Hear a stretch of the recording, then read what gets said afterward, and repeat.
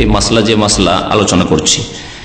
এবং নবী সাল্লাল্লাহু আলাইহি ওয়াসাল্লাম বলতেন যখন নামাজ শুরু করতেন বাদাত তাকবীর, তাকবীরের পরে। বাদাত তাকবীর মানে তাকবীরের পরে বলতেন। কি বলতেন? দোয়াটি শুনেন, ওয়াজ্জাহতু ওয়াজহিয়া লিল্লাযী ফাতারাস সামাওয়াতি ওয়াল আরদা হানিফা ওয়া মা আনা মিনাল মুশরিকিন ইন্না সলাতি ওয়া নুসুকি ওয়া মাহইয়ায়া ওয়া মামাতি লিল্লাহি রাব্বিল আলামিন লা শারীকা লাহু ওয়া বিযালিকা উমিরতু ওয়া আনা মিনাল মুসলিমিন। আর কোন রিওয়ায়াত আছে আউয়ালুল মুসলিমিন, কারণ এই উম্মতের প্রথম মুসলিম কে? রাসূলুল্লাহ সাল্লাল্লাহু আলাইহি ওয়াসাল্লাম। আউয়ালুল মুসলিমিন, কিন্তু আমি আপনি না, আউয়ালুল মুসলিমিন বলবেন না, বলা ঠিক হবে না, বলতে হবে আনা মিনাল মুসলিম, আমি মুসলিমদের একজন।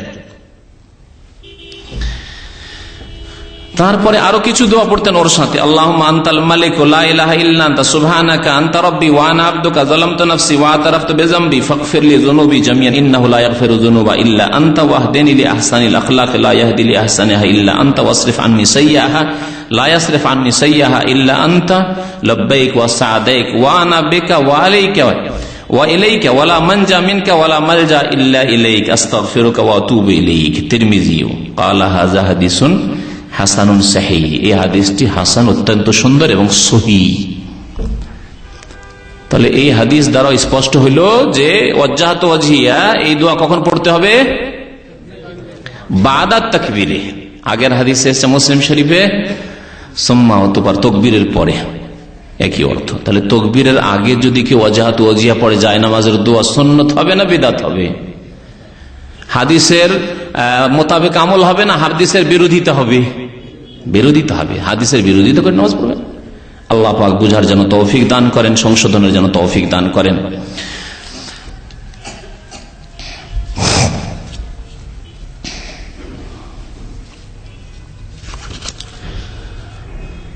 পাঁচ নম্বর মাসলা তা হচ্ছে যে আমাদের দেশের মানুষরা সানাতে একটি মাত্র দোয়া মুখস্থ রাখে, ওইটি পড়ে, ব্যাস। ওই একটি শিখানো হয়েছে, বাকি আর দিশাই দেওয়া হয়নি যে আরো কিছু আছে, আরো বহু কিছু আছে, কিছুই জানানো হয়নি। মাঝে মাঝে আমল করিও যাতে করে নবী সাল্লাল্লাহু আলাইহি ওয়াসাল্লামের মতো নামাজ হয়, শেখানো হয়নি। সানাতে ছোট্ট যে দোয়াটি, সানা মানে আল্লাহ পাকের সানা গুণগান রয়েছে, সেটি শুধু মুখস্থ আছে। এই ক্ষেত্রে নবী করিম সাল্লাল্লাহু আলাইহি ওয়াসাল্লামের একটি হাদিস দ্বারা প্রমাণিত হলো যে ইন্নী ওয়াজহাতু ওয়াজহিয়া লিল্লাযী ফাতারাস সামাওয়াতি, এটা পড়তেন তাকবীরের পরে। আর কোন কোন নামাজে কি পড়তেন? বুখারী শরীফে রয়েছে, মুসলিম শরীফে রয়েছে। শুনেন, আন আবি হুরায়রা রাদিয়াল্লাহু তাআলা আনহু, আবু হুরায়রা রাদিয়াল্লাহু তাআলা আনহু বর্ণনা করেছেন, কানা রাসূলুল্লাহ সাল্লাল্লাহু আলাইহি ওয়াসাল্লাম, নবী করিম সাল্লাল্লাহু আলাইহি ওয়াসাল্লাম ইযা কাব্বারা ফিস সালাতে, নামাজে যখন তাকবীর পাঠ করতেন,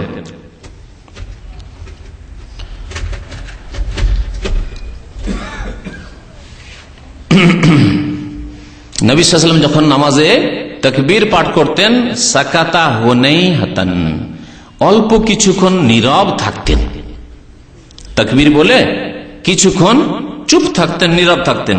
সাকাতা হুনাইয়াতান ক্বাবলা আন ইয়াকরা, কিরাতের পূর্বে, মানে সূরা ফাতিহা পাঠের পূর্বে। ফাকুলতু ইয়া রাসূলুল্লাহ বিআবি আনতা ওয়া উম্মি, আবু হুরায়রা রাদিয়াল্লাহু তাআলা আনহু বললেন যে আমার মাতা পিতা আপনার উপর কুরবান যাক, মানে আপনার জন্য আমি আমার আম্মা আব্বাকে উৎসর্গ করতে প্রস্তুত রয়েছি। এটি আরবদের সুন্দর ভাষা ছিল, শ্রদ্ধেয় ব্যক্তির জন্য, সম্মানিত ব্যক্তির জন্য, বিশেষ করে রাসূলুল্লাহ সাল্লাল্লাহু আলাইহি ওয়াসাল্লামের জন্য। মুমিন মুমিনাতরা যখন কথা বলতেন, ফিদাকা আবি উম্মি ইয়া রাসূলুল্লাহ, আমার মাতা পিতা আপনার জন্য উৎসর্গ হোক, ফিদাকা আবি ওয়া উম্মি বলতেন। আর আচ্ছা বলুন তো, সুকুতাকা